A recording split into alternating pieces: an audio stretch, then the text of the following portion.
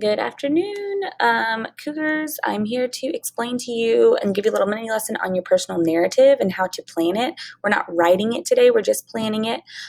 Today's all about leading and hooking your reader into your personal narrative. Remember, personal narrative is going to be a moment in your life that you want to tell a story for. Okay, so this is all about that introduction. How are you going to get your reader to read more about your personal narrative?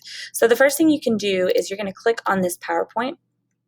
Okay, and it is all about leads and hooks and just different strategies on how to get your reader to be interested in your personal narrative. So one of the first ones you'll see is the Bada Bing hook. There's a video in your other slides that shows you some examples, but basically it's writing one or two sentences at the beginning of your personal narrative that just explains where you went, what you saw, and what you thought. So let's say I walked into the movie theater and I saw the popcorn overflowing behind the concession stands. And I thought, someone's going to be in trouble.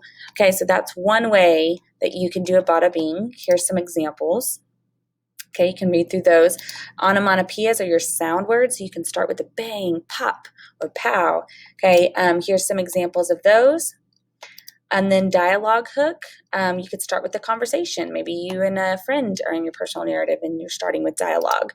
Middle of action is starting in the middle of action. Okay. Setting in a word, figurative language, all of those are here. I'm not going to go through them all right now. However, you can go through those and look at what interests you in those. Okay. After that, you can look at some examples. And this person took one topic, defending myself against a bully, and then used bada bing, onomatopoeia, dialogue. Just try different ways. Okay, you will be doing that soon. Okay, so just kind of looking at those examples. Okay, here's the video on bada bing. You can watch that. And now you're actually going to brainstorm. So this actually, you do not have to make a copy. Okay, so in your Google Classroom, you can actually type on this.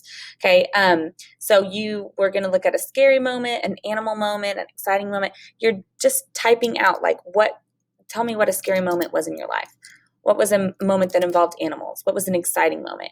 A moment you'll never forget. Okay, these are just brainstorming for your topic. Okay, because you will choose probably one of these to write your personal narrative on. So do not skip this slide. Okay, then you're going to go through and you're actually going to pick one of the topics from this list, one that you think you can write the most about, and you're going to start planning. So you're going to type your topic here. Who is in the story with you? When and where does it take place? Some emotions and reactions that you felt. And then some sensory details. What did you see? What did you hear? What did you feel, smell, touch? Okay, and then here's your hook. So what is your hook that you're going to use from from the hooks here? Whoops. Well, from this PowerPoint. What's your hook going to be that you're going to use? Okay, that's what you're going to type here.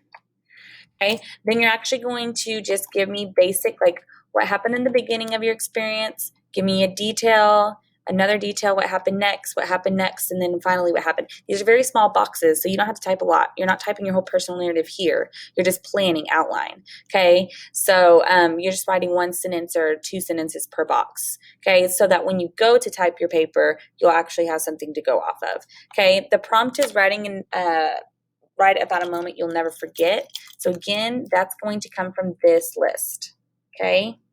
And actually there is a category here, but you could also just use one of these, okay? I hope that's helpful. When you're done, you need to go to Google Classroom and you need to actually turn it in and click turn in. And then I hope that you have a good writing experience. All right, bye.